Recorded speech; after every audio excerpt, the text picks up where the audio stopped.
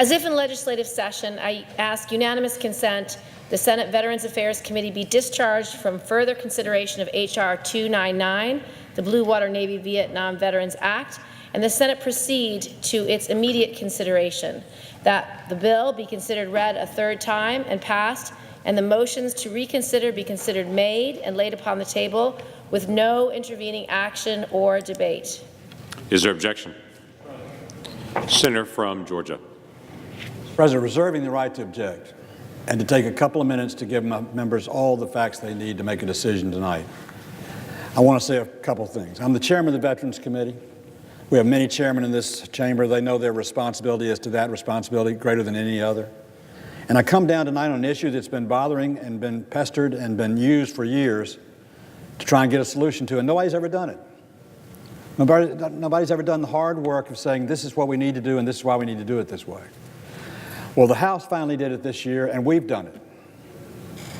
And granted, this is a UC motion and not a debate on the floor, but it is because we finally addressed all those things everybody has said about the Blue Water bill that they didn't like, except some people like it to say it a little bit different than it does. Some people want another study before we study enough to do it. Some people want to wait until the VA says they need this, that, or the other. Somebody say the VA, if you call them, will tell you the other. Somebody says we don't even have a right number as how many people this might affect. Nobody has the right number about how many people are going to get sick in the future from a disease we don't know that existed at the time they contracted. What happened in this case is very simple. The Veterans Administration years ago decided if someone contracted one of the cancers for which a contributing factor was the napalm and Agent Orange, they qualified for Blue Water Navy for benefits, except if they served on the Blue Water, which is not the rivers, and didn't serve on the ground, they didn't. So in other words, we have ground troops who fought in Vietnam. We have river fighters in Vietnam who get the benefit. But if you served on a Navy ship carrying napalm, but you never touched the ground and only stayed on the Blue Water, you're not eligible. So we got two classes of victims that are veterans of the United States of America that fought and risked their lives for us, who've been trying for years to get an equal treatment with their other brothers. This was done, and for many, I'm not going to go over the things I've heard because some of them are outrageous, but nonetheless, everybody looked for a way to try and get some of the benefit back once the VA had taken it over. What the Congress will do, and the House has now passed the bill that will benefit from this motion unanimously this year. The Senate has had 2 hearings on it. We've done a lot of work on it. I've done a lot of work on it because I knew how big the issue was. I've talked to people at the VA. Now, I realize everybody in here can go find somebody who said they don't like it. There are people at the VA who don't like it, but let me tell you what I don't like. I don't like having 2 classes of beneficiaries for disease and health. I don't like not shooting straight with the same people who ought to qualify for the same thing. And I really don't like putting off a decision 1 more year until we get 1 more study. This thing's been studied as long as it needs to be studied. We've got the best information we possibly can give. I've tried my best to give some of the members exact information they've asked me for, but CBA won't give it to me because they don't have it, because it's predictive in the future, not present from experience. So I just would ask every member before they consider casting a no vote against its unanimous consent to think about what you're doing. You're saying no to those who've had a benefit taken away from by the VA itself. You're putting off a decision we're going to have to make in the future. You're not allowing us to do what we really ought to do. And I would ask each of you to search your heart, each of you to search your past, each of you to think about the veterans in your state, and cast a vote for doing the right thing for the right people at the right time, and not object to the motion made by the lady from New York. And I withdraw. I have no objection. Mr. President. Senator from Wyoming. Reserving the right to object.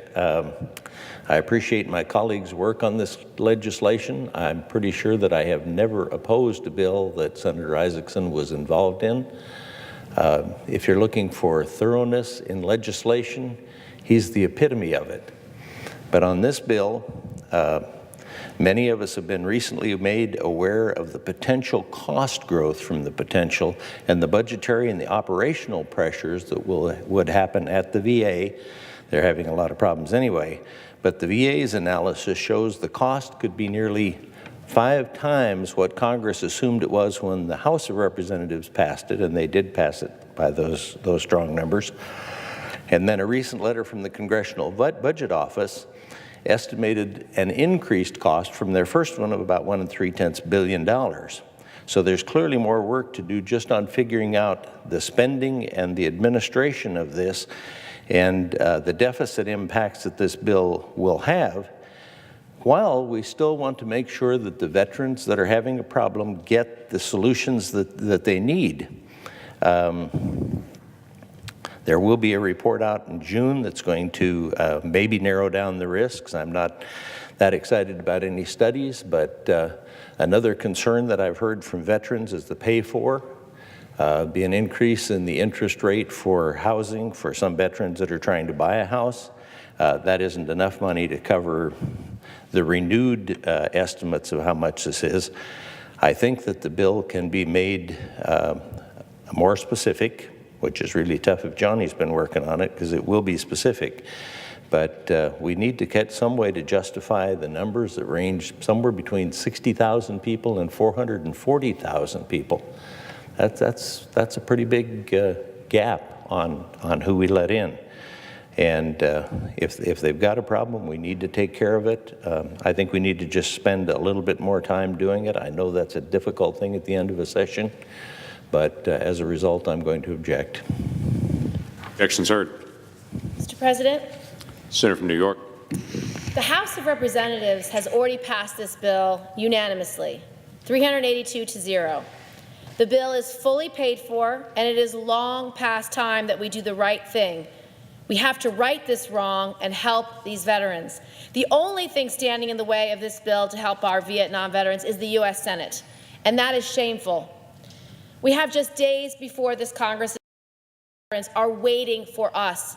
Their families are waiting for us. Some of them are dying, waiting for us. These patriotic Americans went to Vietnam. They risked their lives. They were exposed to the chemical Agent Orange, which we now know is highly toxic. Some of them were exposed on the ground, some while patrolling the rivers, and some were exposed while stationed on ships off the Vietnamese coast. These are called our Blue Water Navy vets. And now all these years later, Agent Orange has made many of them sick, and they are severely ill. There have been 4 different health studies by the CDC about the detrimental effects of Agent Orange exposure. And the Blue Water Navy veterans have been shown to suffer those exact diseases as the same rate of the other exposed veterans. But some of my colleagues are wrongly insisting on a 5th study. We do not have another year to wait. Some of our veterans will not last that long. Many Blue Water veterans have already passed away from the disease associated with Agent Orange exposure. The 1991 bill to provide coverage for veterans exposed to Agent Orange didn't discriminate between those who served offshore and those who served on rivers or on the ground. Yet due to a decision by a VA bureaucrat in 2002, the coverage for those who served offshore was wiped out. It doesn't make any sense, and we must help all our veterans. It would be tragic. It would be an absolute failure of this institution if we did not respond to this call for help from our veterans community. So I urge my colleagues to reconsider their choice to block this legislation. The bill has had multiple hearings. It has gone through multiple drafts over the years. It has been subject to numerous studies. I have a letter right here to the CBO from the Military Veterans Advocacy Association, literally going through each of the arguments that Senator ENZI just made to explain why those aren't true. So I would like unanimous consent to submit this letter attached to my remarks. Without objection. So I hope that all of us can come together to do the right thing by our veterans, to make sure that they get the coverage that they need, and to stand by them in their greatest time of need. I yield the floor to my colleague. Mr. President. Senator from Montana. Mr. President, I'm the lead Republican on this bill, and I want to thank my colleague, Senator Gillibrand, for her leadership on this very important issue. I'm a fiscal hawk. I look at every penny spent by the federal government. I respect Senator ENZI, Senator Lee, and their views here, certainly on some of the fiscal issues. But I urge the body to pass the Blue Water Navy bill by unanimous consent, because this is about justice, This is about a bureaucracy making a decision and really not following the intent of this Congress. This is correcting something that was done wrong back in 2002. As Senator Gillibrand has already laid out so eloquently, our U.S. Navy veterans who were exposed to Agent Orange while serving in Vietnam have been denied proper care through the VA, even though both houses of Congress extended presumptive health coverage to all illnesses linked to Agent Orange. The VA has thwarted congressional intent by choosing the narrowest possible definition of, quote, service in the Republic of Vietnam, end quote, which excluded the country's territorial waters. Our veterans deserve much better. It is unacceptable that a technicality in the law and a dysfunctional federal bureaucracy has resulted in the prolonged suffering of thousands of our nation's heroes. This legislation will ensure the victims of Agent Orange-related disease receive the care and the compensation they have long deserved. I will continue to fight for our veterans just as they have fought for us. I want to thank you, and I yield to my fellow Montana Senator, Senator Tester. Thank you, Senator Daines. Mr. President. Senator from Montana. Mr. President, thank you. I want to tell you that the only thing that's standing in the way of this bill passing is the United States Senate. I have a tremendous amount of respect for Senator ENZI, and I know as chair of the Budget Committee, he has a job to do, but we have a job to do. People sign up in our military and promises are made, and the promises that are made are a cost of war. The Vietnam War has been over for decades, and these folks are dying every day. And this deals with Agent Orange exposure. If you served on the mainland of Vietnam, you're covered. But if you were on a boat on the ocean next to Vietnam, you were not. Now, I'm going to tell you something. If you've been around weed spray, which is what Agent Orange is, it's a defoliant. If you've been around it, you don't have to be sprayed with it to be exposed to it. All you got to be is downwind. And these folks on the ocean were downwind. And why do we know that? Because there's been study after study that have shown that these folks who served in the ocean next to Vietnam are suffering from a higher level of cancer, hypertension, and heart disease. We've got a job to do here, folks. There's 30 VSOs, maybe more than that, veteran service organizations, that expect us to act and do the right thing here today. I'll tell you that the chairman of the Veterans Affairs Committee, Johnny Isakson, has done a marvelous job this Congress, doing what's right for our veterans, making sure the VA has what it needs to serve our veterans. This isn't up to the VA. I know there are some in the administration that don't want to see us do this, but the truth is this is a cost of war. It is our obligation to meet the needs of those folks who have sacrificed for this country. It's time to step up today, folks. We are the only thing standing in the way of this bill being passed and doing right by our Vietnam veterans. And I just want to close with one thing. Since I've been ranking member, since I've been a member of the Veterans Affairs Committee, I've talked to a lot of Vietnam veterans. These are the folks that came back from war and there was nobody at the airport waiting for them. Nobody. They couldn't wear their uniforms on the streets of our towns.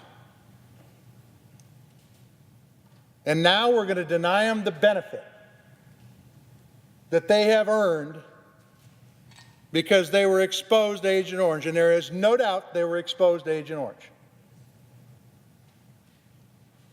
It's time to look at ourselves here in the United States Senate and step up and say, you know what? It does cost a lot of money. You know what? It's been studied to death and it can be studied some more. But the bottom line is we need to do right by the folks who are willing to serve in the Vietnam War. Some of them were drafted, some of them signed up on their own. But the bottom line is they all expected to get the benefits. This is a benefit that they should get. I yield the floor. I thank Senator Tester and Senator Isakson, Senator Gillibrand especially, and Senator Blumenthal for this is, Mr. President, this is Senator Tester's right. This is the cost of war, but it's pretty simple. If you're exposed to poison while serving our country, you deserve the benefits you earned, no exception. My office holds roundtables with veterans all over the state. We've held more than a dozen over the past several months. We hear Ohio veteran after Ohio veteran raise this issue time and time again. Joe Benedict from Cleveland talked about how important these benefits are to veterans like him. Last week, I met with Mike Kavenis, another Blue Water Navy veteran from Cambridge, Ohio. 71 years old, drove 4 hours from his home in eastern Ohio to get here. He talked to members of Congress of what a burden this senseless policy is for so many veterans whom he knows who have already sacrificed for this country. He urges to put politics aside. That's what Senator Tester and Senator Gillibrand and Senator Isaacson have asked us to do. We introduced last year the Blue Water Navy Vietnam Veterans Act. It would guarantee that all Vietnam veterans exposed to toxic Agent Orange chemicals have equal access to the care and the benefits that they've earned. A number of us, myself included, have raised the issue with VA Secretary Wilkie, both in private meetings in our office and in a Veterans Affairs Committee, pressing him to expand benefits to all veterans. Mr. Kaventis, Mr. Benedict, veterans in all of our states, in Georgia, in Connecticut, in Montana, New York, and Ohio, we all hear this. We all know that these veterans put themselves in harm's way. It's the cost of war. We need to show the American people we can work together. We should start by putting partisanship aside, passing this bill tonight, finally getting the care for veterans which they deserve. I yield to Senator Blumenthal. Mr. President. Senator from Connecticut. Thank you, Mr. President. I want to thank my colleagues, Senators Brown and Tester, and most important, Senator Gillibrand, and our good friend, Senator Isaacson. Senator Isaacson and I and Senator Gillibrand worked together closely on this issue when I was the ranking member of the Senate Veterans Affairs Committee. We engaged the VA through hearings, through meetings, through any way that we could reach the VA so that it would grant the presumption to all veterans who served in the territorial waters of Vietnam during the Vietnam War and were exposed to Agent Orange, to give them simple justice. Simple justice. To treat them with the same presumption of service-connected disability as their fellow veterans who served in the Vietnam conflict with boots on the ground. If they served in those territorial waters, they deserve that same presumption. Beyond the abstraction here, I want to talk about the face and voice of this problem, which for me is my good friend Jerry Wright. Jerry Wright rode across this country on a motorcycle.